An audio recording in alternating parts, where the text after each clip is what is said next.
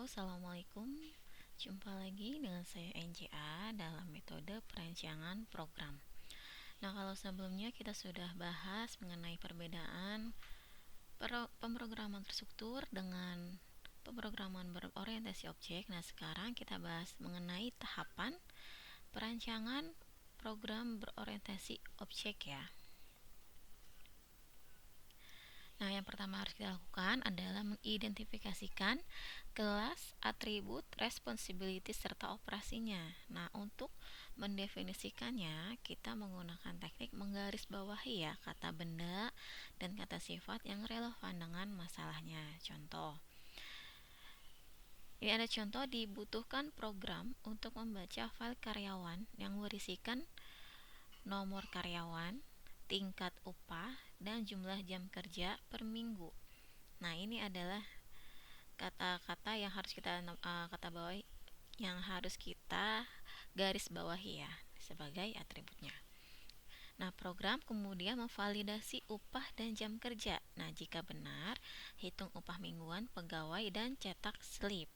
Nah, validasinya, menurut aturan perusahaan, maksimal seorang pegawai bekerja 60 jam dalam seminggu dan maksimum 250.000 per jam upahnya ya. Nah, jika jam kerja atau tingkat upah melebihi aturan tersebut, input data dan pesan yang sesuai akan dicetak. Nanti akan ada pesannya ya bahwa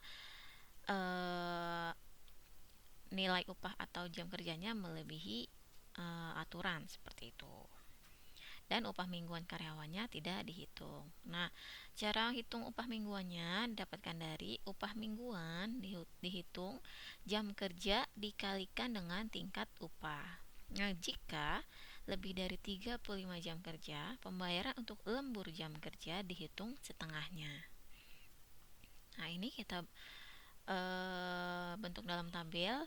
Jadi terdapat dua kelas ya. Yang pertama kelas payslip, kemudian ada payroll. Nah, kalau payslip ini mempunyai atribut pertama mnum. Ini maksudnya embedded number ya. Nah, ini gunanya untuk memvalidasi data. Operasinya yaitu ada set mnum, kemudian set pay rate dan satu lagi set hour worked. Nah, ini memberi nilai atau mengubah nilai ya nih kepada atribut-atribut kayak seperti mnum, kemudian pay rate, hours work gitu. Nah, untuk atribut pay rate sendiri ini digunakan untuk laporan validasi data. Operasinya adalah get valid input atau membaca inputan ya. Kemudian untuk atribut hours work atau jam kerja ini digunakan untuk menghitung upah mingguan. Operasinya adalah set pay sebagai mutatornya. Kemudian ada atribut weekly pay. Ini untuk cetak slip gaji setiap absen yang valid. Operasinya adalah print pay slip atau mencetak slip gaji ya. Kemudian untuk kelas payroll, atributnya adalah file data absen. Untuk membaca file data absen, operasinya adalah run time sheet serta run. Nah, selanjutnya kita menentukan nih hubungan antara objek dan kelas. Tadi kan ada kelas payroll serta payslip ya. Hubungannya apa? Nah, ini berdasarkan pernyataan masalah yang di atas, yang tadi diperoleh dua kelas, yaitu penggajian dan payslip ya, penggajian atau payroll. Nah, objek dari kelas penggajian atau payroll menggunakan objek dari kelas payslip. Nah, jadi objek ini di payroll nanti menggunakan objek yang berada di payslip. Hubungan antar kelasnya digambarkan dengan notasi UML. Nah, selanjutnya kita ke perancangan algoritma untuk operasi menggunakan desain struktur. Nah, setiap operasi dalam kelas memerlukan penjelasan langkah-langkah instruksi yang menghasilkan perilaku yang diperlukan. Nah, masing-masing algoritma dimulai dengan nama operasinya dan diakhiri dengan pernyataan n. Nih ya. Nama operasi misalkan set m number, kemudian diakhiri dengan n. Kemudian kalau yang kedua, nama operasinya set pay rate, kemudian diakhiri dengan n, seperti itu. Nah, data yang dibutuhkan objek payslip dikirim dari payroll setelah diciptakan. Nah, nilai atribut tersedia untuk semua operasi di dalam kelas. Dan mnom yang tadi itu weekly pay, valid input, hours work, dan pay rate dapat dilihat untuk setiap operasi. Nah, ini ada yang set m number. Nilainya in m number. Nah, jadi m number sama dengan in m number. Ini nilainya ya. Kemudian set pay rate. Nilainya adalah in pay rate. Nah, pertama sini kita set error message to blank.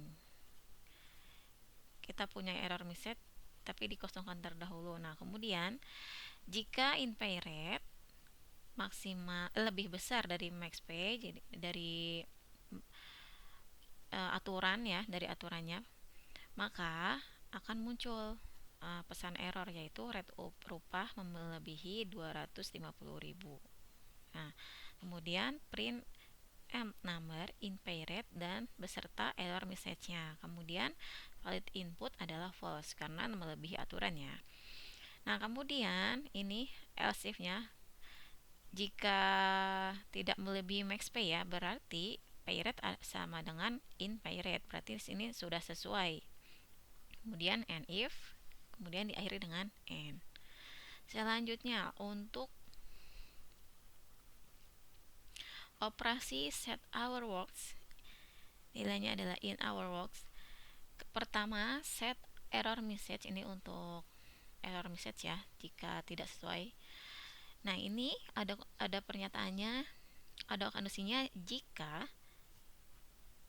in hour works lebih besar dari max hour, jam kerja yang telah ditentukan, maka akan muncul pesan jam kerja melebihi 60. Kemudian print m number in hours worknya, kemudian pesan errornya. Kemudian valid inputnya adalah false, ya tidak valid ya inputannya. Nah, else selain itu jika valid, maka jam kerjanya sama dengan jam kerja sesuai dengan yang diinput. Kemudian and if dan diakhiri dengan and. Selanjutnya untuk operasi set pay, jika jam kerja lebih kecil sama dengan jam normalnya ya, maka weekly pay sama dengan pay rate kali hours work. Ini jika normal nih. Nah, selain itu berarti di atas ini ya, di atas jam normalnya, overtime hours sama dengan hours worknya dikurangi normal hours, berarti seluruh jam kerjanya dikurangi jam kerja normalnya yang sudah ditentukan, dan overtime-nya adalah overtime hoursnya, jam lemburnya dikali dengan pay rate dikali 1,5. Kemudian weekly pay-nya dihasilkan dari pay rate dikali normal hours-nya, kemudian ditambah overtime pay, ditambahkan ya. Jadi upah mingguannya pay rate dikali jam kerja normal, kemudian ditambah jumlah lemburnya seperti itu. Kemudian NF dan diakhiri dengan N. Nah, selanjutnya untuk konstruktor payslip dapat menggunakan mutator untuk diperbaharui nilai-nilai atributnya. Namun, jika data tidak valid, nilai tidak akan diperbaharui. Mungkin diperbaharui dengan data yang tidak valid. Nah, maka standar konstruktor harus memperbaharui seluruh atribut. Nah, ini contohnya untuk payslip. Pertama, set m number to unknown. Kemudian set pay rate to 0, kosong ya. Kemudian set hour works to 0, kemudian set valid input to true atau benar, kemudian set weekly pay to 0 atau 0 ya. Kemudian diakhiri dengan N. Selanjutnya, untuk konstruktor menerima input yang dapat memanggil standar konstruktor sebelum pengaturan nilai atribut. Nah, ini contohnya payslip. Nah, isinya in m number, in pay rate, in hours work, kemudian payslip, kemudian set m number sama dengan in m number, kemudian set pay rate, in pay rate, set hour works adalah in hours worknya, kemudian if valid input, then jadi kalau misalkan inputnya sudah valid sesuai dengan aturan dengan permasalahan tadi ya nih, dengan yang di sini. nih, maka set pay, beri nilai untuk pay rate seperti itu. Set pay itu tadi adalah nih, hitung upah mingguan. Nah, selanjutnya, objek eksternal perlu mengetahui tentang validitas payslip dan upah mingguan yang dihitung. Nah, aksesor menginformasikan objek lain tentang validitas payslip.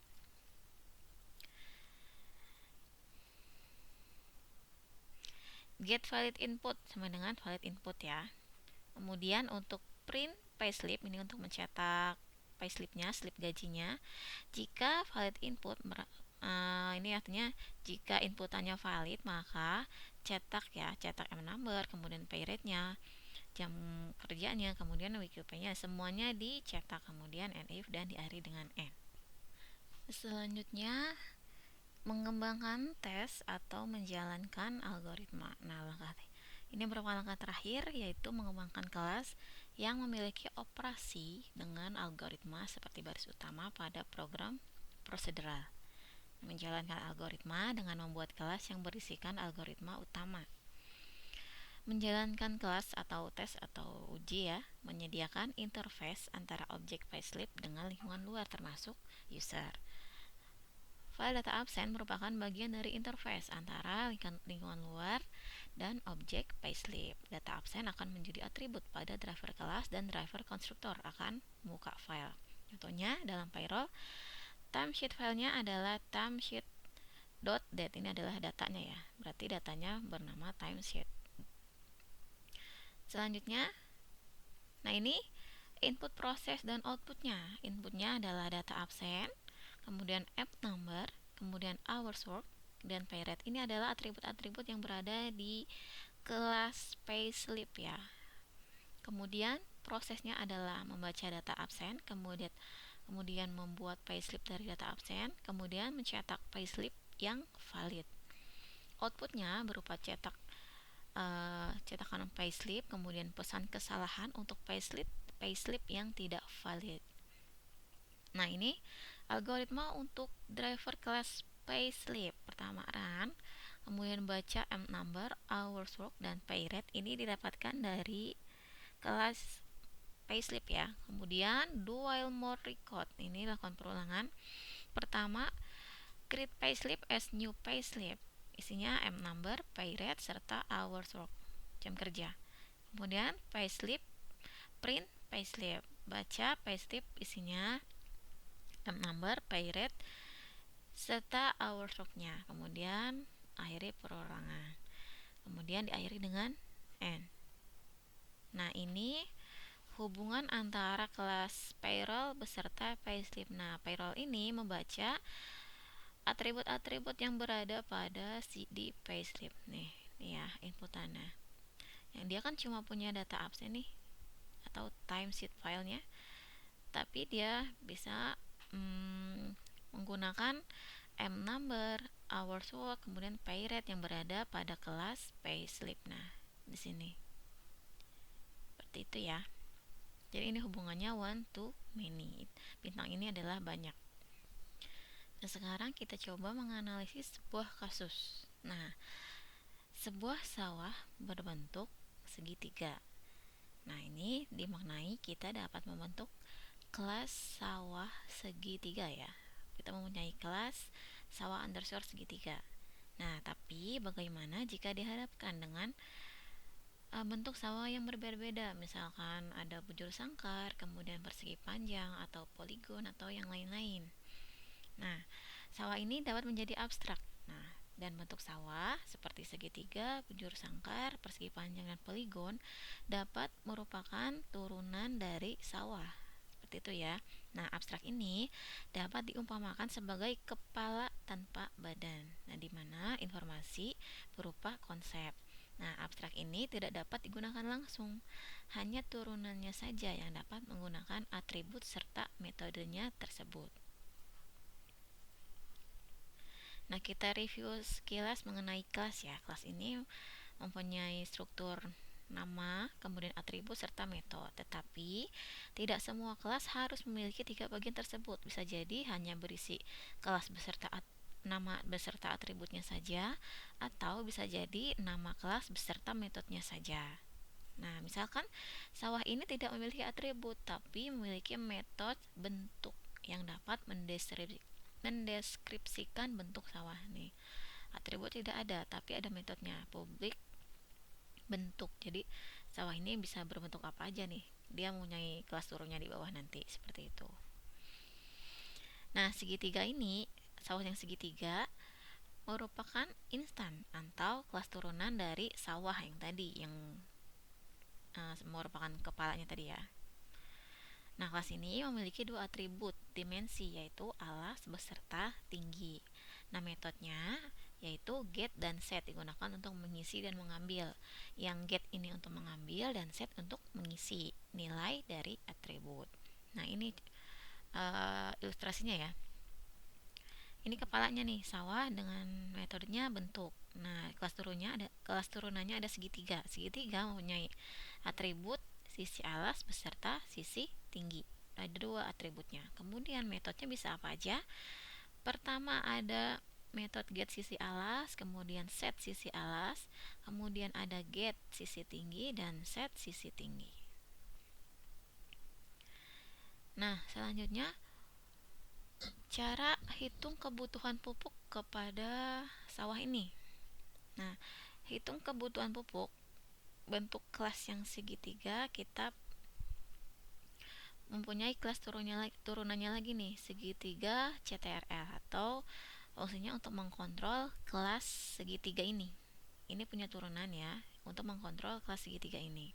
Metodenya adalah get pupuk. Nah, ini digunakan untuk menghitung berapa jumlah yang digunakan atau yang diperlukan pada sawah segitiga ini, seperti itu. Nah, kenapa segitiga CTRL? Nah, kelas ini dibentuk untuk mengendalikan kelas segitiga tanpa harus merubah kelas segitiga ini. Seperti itu ya.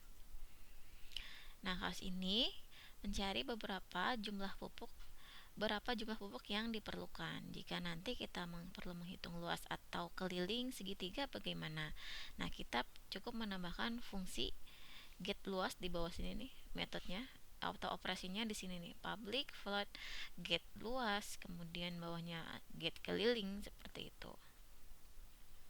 Tinggal menambahkan metodenya aja, karena segitiga CTRL ini adalah kelas yang mengontrol si sawah segitiga, seperti itu.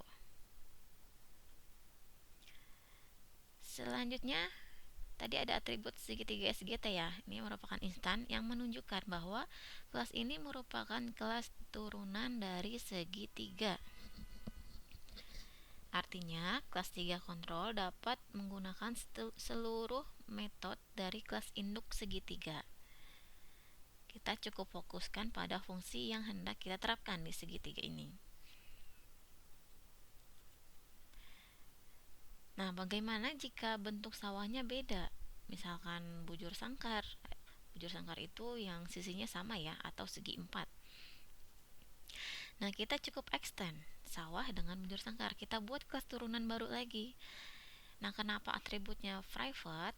Karena atribut ini hanya bisa diakses oleh kelas itu aja ya, atau turunannya saja. Nah, di sini tadi kan ada segitiga ya, kelas turunan segitiga untuk sawah yang segitiga.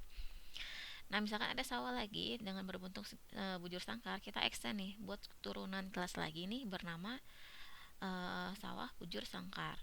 Atributnya adalah sisi. Karena bujur sangkar kan sisinya sama ya. Jadi kalau segitiga kan ada alas dan serta tinggi. Kalau bujur sangkar sisinya aja. Nah, kemudian untuk operasinya atau metodenya dia ada get sisi serta set sisi. Get sisi untuk mengambil nilai, set sisi untuk memberi nilai sisi, seperti itu. Nah, kenapa ini kelas kontrol untuk segitiga dan bujur sangkar dibuat terpisah? Nah, karena fungsinya beda-beda ya. Kalau segitiga CTRL ini untuk mengendalikan sawah yang segitiga. Nah, sedangkan kalau yang bujur sangkar CTRL ini untuk mengendalikan sawah yang bujur sangkar ini, yang berbentuk bujur sangkar gitu ya.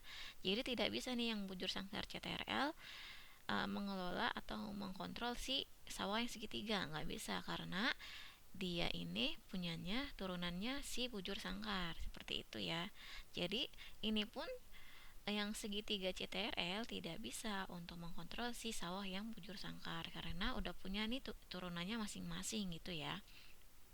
Kalau si bujur sangkar CTRL nih metodenya adalah misalkan get luas, berarti di sini public float get luas seperti itu.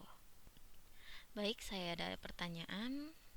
Struktur kelas terdiri dari apa saja? Jawab di kolom komentar ya. Oke, sampai di sini, sampai jumpa lagi. Terima kasih. Assalamualaikum warahmatullahi wabarakatuh.